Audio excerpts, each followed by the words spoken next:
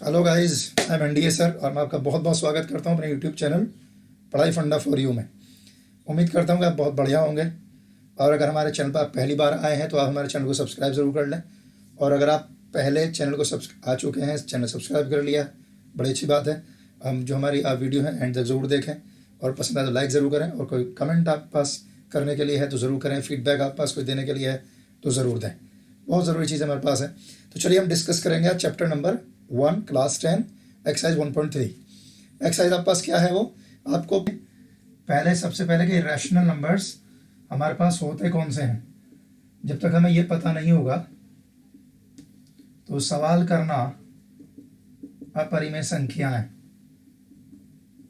हमारे पास कौन सी होती हैं। अपरिमेय संख्याएं वो संख्याएं होती हैं जिनको हम p/q के फॉर्मेट में कन्वर्ट नहीं कर सकते। ऐसा कोई भी नंबर जो p/q के फॉर्मेट में कन्वर्ट नहीं हो सकता उसे हम इरेशनल नंबर बोलते हैं। और ये तो मतलब ही नहीं क्योंकि q 0 है, नहीं है, तो बस सीधा सा मतलब यह है कि आप पास वो ये आपका p/q के फॉर्मेट में कन्वर्ट नहीं होना चाहिए। जैसा उस पर मैंने यहाँ पर लिख लिया x = √5, मैं यहाँ लिख लेता हूँ, मैं लिख लेता हूँ ऐसे √6, आप बोलेंगे √7, लेकिन अगर आपने ले लिया यहाँ से मान लीजिए √9, तो √9 का मतलब होता है 3 × 3, क्योंकि आपको पता है जब हम यहाँ से बाहर निकालते तो हमेशा क्या पेयर देखते हैं। मेरे पास यहाँ 3 का पेयर बन गया, पेयर हम बाहर निकाल लेंगे। जैसे 3 बाहर निकल करके आएगा, इसका मतलब क्या हुआ, इसका मतलब ये कि आप पास ये जो है ये इरेशनल नंबर नहीं है, बल्कि आप पास ये रैशनल नंबर है। रैशनल मीन्स परिमेय संख्या, यानी आप पास ये परिमेय है, आप पास ये अपरिमेय नहीं है। तो ऐसा कोई भी नंबर जिसे हम p/q के फॉर्मेट में कन्वर्ट कर सकते हैं वो आप पास है रैशनल, और जिसे p/q के फॉर्मेट में कन्वर्ट नहीं कर सकते वो है इरेशनल, अपरिमेय संख्याएं। अब आपको ये बात समझ में आ गई, यानी मैं कह सकते हैं कि जो नंबर रूट से कंप्लीटली बाहर निकल सकता है वो आप पास रैशनल, और जो रूट से कंप्लीटली बाहर नहीं निकल सकता वो इरेशनल। कुछ मेरे पास नंबर ऐसे भी होते हैं जो रूट से जिनका मतलब नहीं होता। जैसे सपोज कीजिए आपके पास लिखा हुआ है, मैं लिखूँ x = 0.50500 यहाँ पर एक पैटर्न फॉलो नहीं हुआ। आप यहाँ देख रहे, पहले मैंने 50 लिखा, 500 हो गया, 5000 हो गया, 50,000 हो गया, तो मतलब नंबर हर बार चेंज होता चला जा रहा है। मीन्स नंबर ना ही तो आपका रिपीट हो रहा है ये, और ना ही कहीं जाकर के टर्मिनेट होगा, ना ही तो नंबर की पुनरावृत्ति है और ना ही कहीं जाकर के ख़त्म होगा। तो जब भी कोई ऐसा नंबर मेरे पास होता है उसको भी हम हमेशा क्या बोलते हैं, अपरिमेय संख्या है। तो आप पास x यहाँ पर अपरिमेय संख्या है, यानी रैशनल नंबर है, यहाँ पर भी आप पास ये इरेशनल नंबर है। कोई डाउट है, कोई दिक्कत है तो आप हम ज़रूर बताएं। चलिए अब हम जो है मैंने आपको, अब हम यहाँ से क्या करते हैं, मेरे पास कुछ एक एग्जाम्पल थ्योरम है, मेरे पास एक थ्योरम क्या है जो हम सबसे पहले थ्योरम देखते हैं। थ्योरम जो मेरे पास है, यस आपने थ्योरम, ये मेरे पास देखिए थ्योरम यहाँ देखा बस लिखी हुई है रही, थ्योरम 1.4 मेरे पास है ये, यानी √2 इज इरेशनल। आपने ये प्रूव करना है और ये आपसे एग्जाम पूछेगा ज़रूर, आपने प्रूव करना है √2 इज इरेशनल। ये थ्योरम है पास, आपको बताना है √2 एक अपरिमेय है। ये थ्योरम है आपके पास। अब आप इसको प्रूव कैसे करेंगे, मैं आपको प्रूव करना सिखाऊंगा, बहुत आसान है, मुश्किल नहीं है। फिर भी कोई दिक्कत हो तो आप ज़रूर बताइएगा। मेरे पास क्वेश्चन क्या है, पास साफ साफ नज़र आ रहा होगा, √2 इज इरेशनल थ्योरम मेरे पास, और ये एग्जाम मेरे पास आती है।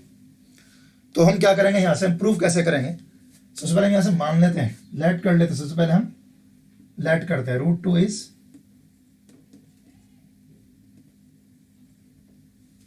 √2 आपके पास इरेशनल ना होकर के इरेशनल है, मान लेते हैं हम यहाँ से।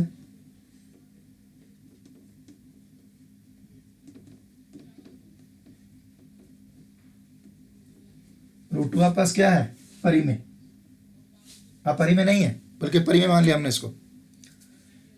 अब ये पता होना चाहिए आपको, अगर ये रूट 2 परिमेय है तो आप इसे क्या लिख सकते हैं, आपको पता होना चाहिए कि जो परिमेय संख्याएं होती हैं रैशनल नंबर्स, वो होते वही जिनको हम पी बाई क्यू के फॉर्मेट में लिख सकते हैं, जहां मेरे पास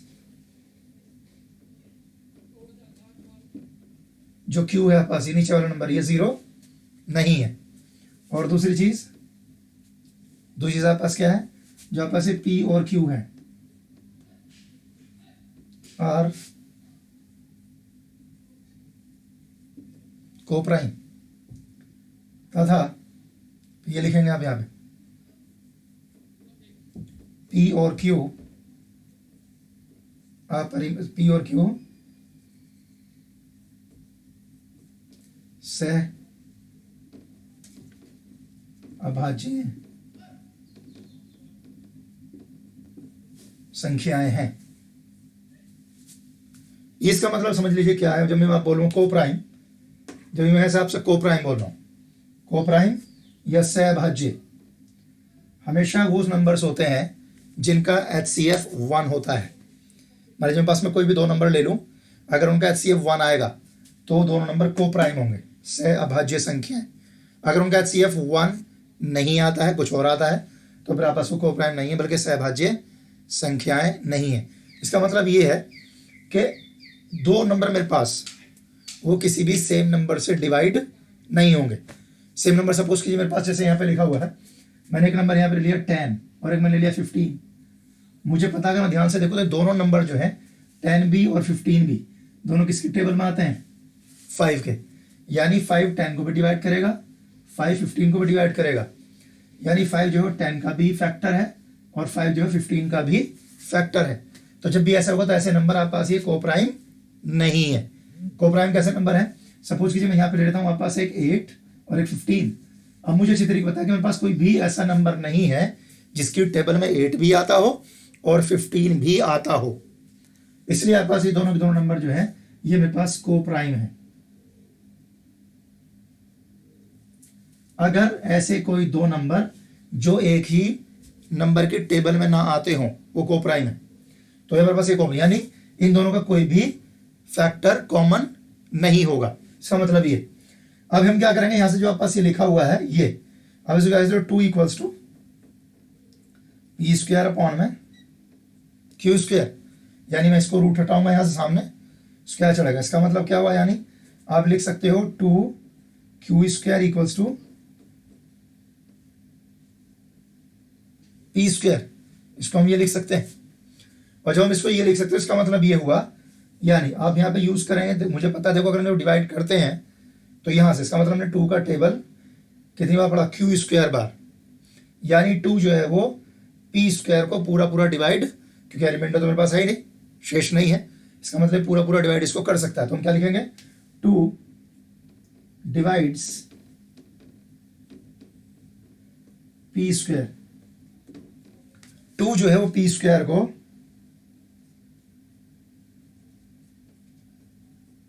विभाजित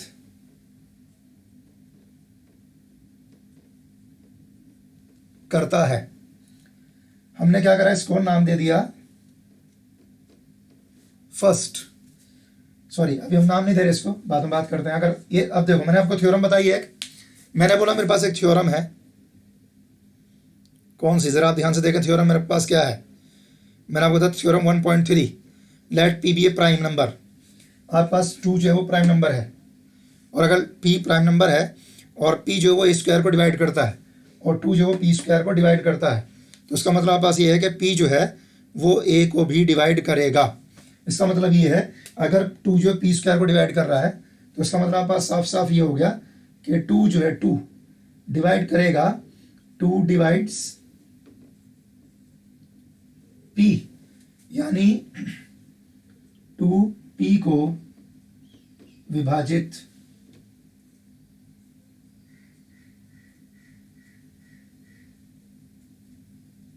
और इसको मैं नाम दे देता हूं, आपके पास ये है फर्स्ट। कोई डाउट है तो मुझे बताइएगा इसमें। हमने ऐसे थ्योरम यूज़ की है, थ्योरम यूज़ करके मुझे पता चला, जब मैं थ्योरम यूज़ करूँगा तो मुझे पता चलेगा कि 2 जो है वो डिवाइड करेगा p को, यानी 2 p को डिवाइड करता है। और मैं इसको नाम दे दिया, आपके पास ये नाम है नंबर 1। हमने इसको थ्योरम 1 कह दिया है, आपके पास ये नंबर 1 है, मैंने नाम दिया इसको। उसके बाद अब जब ये 2 डिवाइड करता है P को, तो इसका मतलब आप क्या लिख सकते हैं, यानी आपके पास लिखा जा सकता है P इक्वल्स टू 2m। यानी आपको पता है जो डिवाइड करने का मतलब क्या है, कुछ ना कुछ बात टेबल चलेगा जरूर। तो इसका मतलब P का टेबल, P लाने के लिए 2 का टेबल हमने m बार पढ़ा, जहां m is any positive integer, जहां m कोई धनात्मक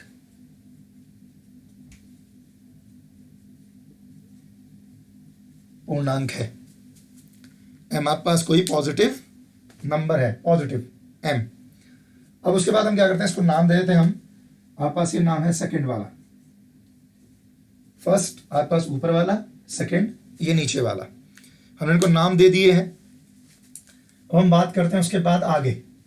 अब आगे बात क्या कर रहे हैं हम, देखिए हमने कह दिया कि यहाँ से, अब आपको ये तो पता है कि मेरे पास क्या था, देखो यहाँ पे ये मेरे पास है 2q² इक्वल्स टू p², तो मेरे पास है। तो इसलिए क्या करते हैं यहाँ पे 2q² इक्वल्स टू, अब देखिए आपने क्या लिखा यहाँ पे, p की वैल्यू किसके बराबर है, 2m के।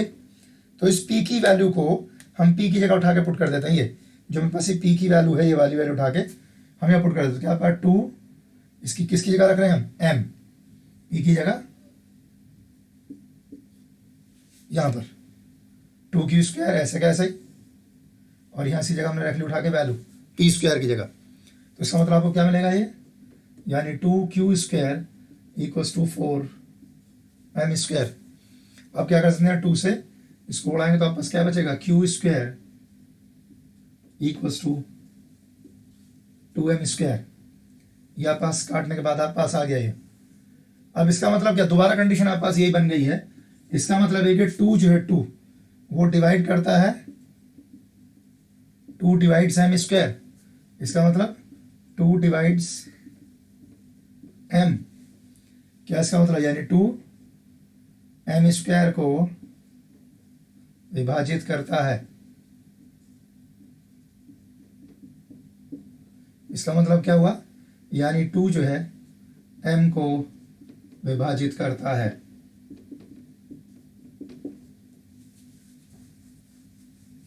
सॉरी गलत हो गया यहाँ पे, 2 जो है 2 डिवाइड करेगा q² को, ये नंबर हमेशा डिवाइड करता है इसको, उल्टा हो गया मेरे पास।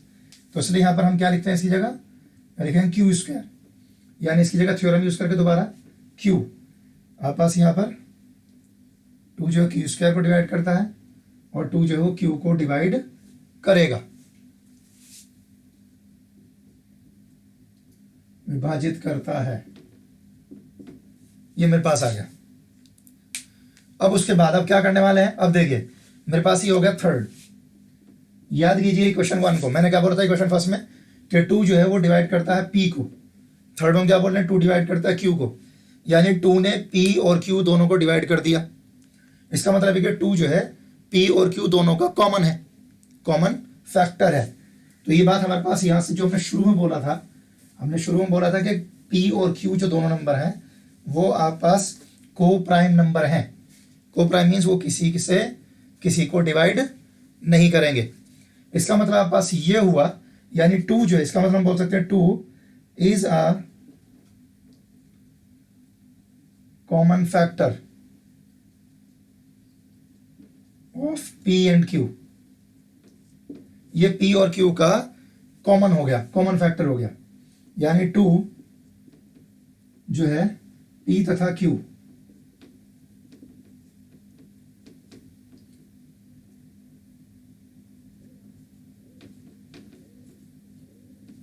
उभयनिष्ठ गुणनखंड है।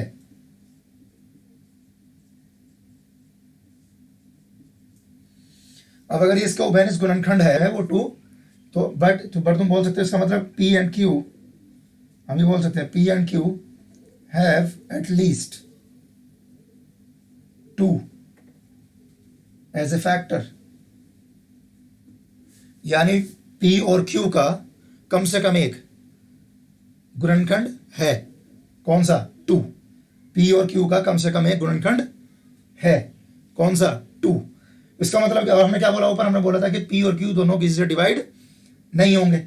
अब जब तो P और Q जब दोनों किसी से डिवाइड हो ही नहीं रहे हैं तो उसका मतलब क्या हुआ फिर? यानी हमने जो बात बोली वो गलत साबित हो गई। यानी हमने वहां कुछ और बोला था और यहाँ होगा कुछ और, तो हम अपनी बात में खुद फंस गए। हम यहाँ बोल रहे थे कि P और Q किसी से डिवाइड नहीं होंगे, लेकिन बता रहे P और Q किससे डिवाइड हो रहे हैं? 2 से। तो फिर लिखेंगे but this contradicts the fact that P and Q are co-prime। परंतु ये इस बात का विरोधाभास है कि P और Q सहअभाज्य संख्याएं हैं। एंड क्या बोलेंगे? दिस, जो ये विरोधाभास है, दिस कंट्राडिक्शन, यानी ये विरोधाभास has arisen because of wrong our wrong assumption। और ये विरोधाभास आया क्यों? क्योंकि हमने गलत मान लिया था। हमने गलत क्या मान लिया था? हमने बोला था कि √2 एक क्या नंबर है पास? रैशनल नंबर है, यानी परिमेय संख्या है। तो हम बोल सकते हैं हेंस, अब क्या बोलोगे? Hence √2 is irrational. √2 क्या है पास? ये एक अपरिमेय संख्या है और ये हमने प्रूव करना है। इसके अंदर अगर किसी को जरा सा भी डाउट अगर हो रहा है तो हमें ज़रूर कमेंट बॉक्स में जाके बताएं, क्योंकि क्वेश्चन थोड़ा मुश्किल है, ये इतनी आसानी समझ में नहीं आता है। फिर भी कोई डाउट है आप ज़रूर बताएं हमें, क्योंकि मुझे उम्मीद है डाउट ज़रूर होगा। मैं कुछ क्वेश्चन आपको दे रहा हूँ, मुझे करके इधर आप बताएंगे, दिखाएंगे कैसे होना है। सबसे पहले आप दिखाएंगे √3 को, फिर आप दिखाएंगे √5 को, √7 और √11। ये 4 क्वेश्चन मैं अपनी तरफ से आपको दे रहा हूँ होमवर्क में। ये आपने चारों क्वेश्चन करने हैं, √3, √5, √7 और √11। ये आपने चारों क्वेश्चन मुझे करके दिखाने हैं, फिर देखना क्या दिक्कत है क्या नहीं। अगर कोई परेशानी आती है